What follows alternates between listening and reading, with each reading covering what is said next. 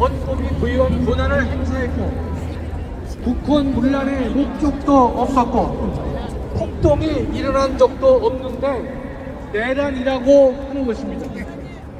직위원회 양심을 저버리고 건전한 상식에도 반하는 허접한 논리를 몇 가지 보겠습니다. 첫째, 공수처는 내란 수사권이 없음에도 있다고 하면서 공소 취소 당시의 입장을 변경하였고 직위원은 이재명에게 흉성을 보였고 국가 반란 세력에게 굴복하였습니다. 둘째, 곽종군과 홍장원의 증언이나 태도에 모호한 점이 있다고 하면서 증거로 채택한 것은 판사의 직분을 망각한 것으로 정의를 외면한 것입니다.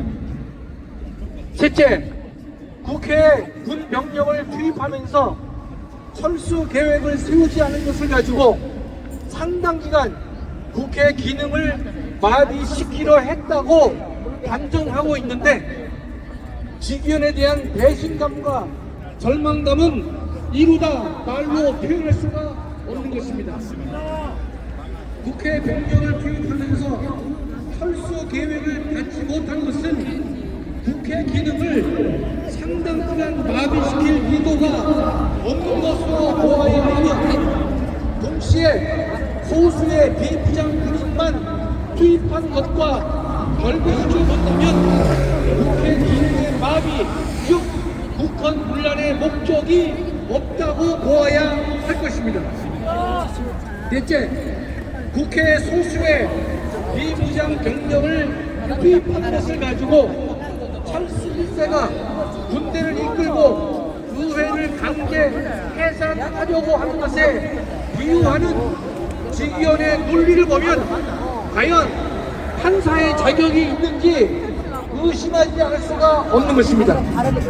다섯째, 계엄은 2시간 반 만에 그쳤고 상당수 국민은 잠든 시간이어서 계엄이 발생했는지도 모르는 상황에서 비상계엄이 서울과 수도권 등에 청원을 해야 할 정도로 위력이 있다고 본 것은 건전한 상식에도 미치지 못한 것으로 직위원의 망상에 불과한 것입니다. 존경하는 애국동지 여러분, 자유로운 대한민국 땅 어디에도 지금 자유우파가 발붙일 곳이 없고 마음을 둘 데가 없습니다. 이재명의 반란 세력에 의해 대한민국의 자유민주 질서가 파괴되는 모습을 바라보고 있으려니 눈물이 앞을 가리고 가슴이 답답해서 하루 종일 아무것도 못하고 있습니다.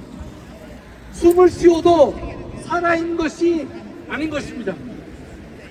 대한민국이 70년 넘게 만들고 갖고 온 자유와 정의가 하루아침에 맥없이 무너져 내리는 모습을 보니 심장이 터져 나갈 것 같은 숨통이 터집니다.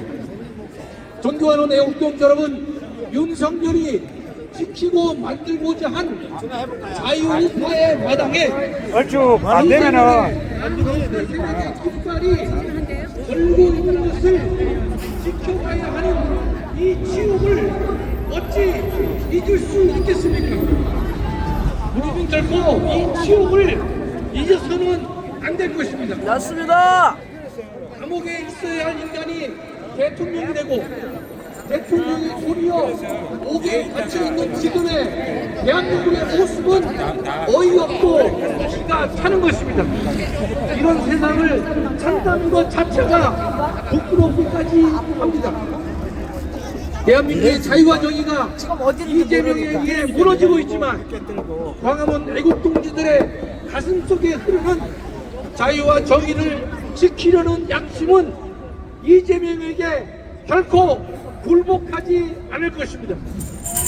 우리는 이재명에게 결코 굴복하지도 않을 것입니다. 오늘의 이 억울함이 쌓여 강물이 되고 바다가 될지언정 정의를 다시 되찾을 그날까지 오늘의 아픔을 결코 잊지 말아야 할 것입니다. 아니 결코 잊어서는 안 될 것입니다.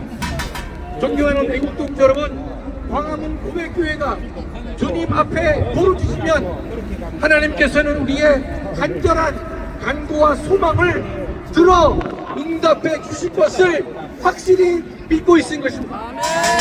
감사합니다. 대고스다.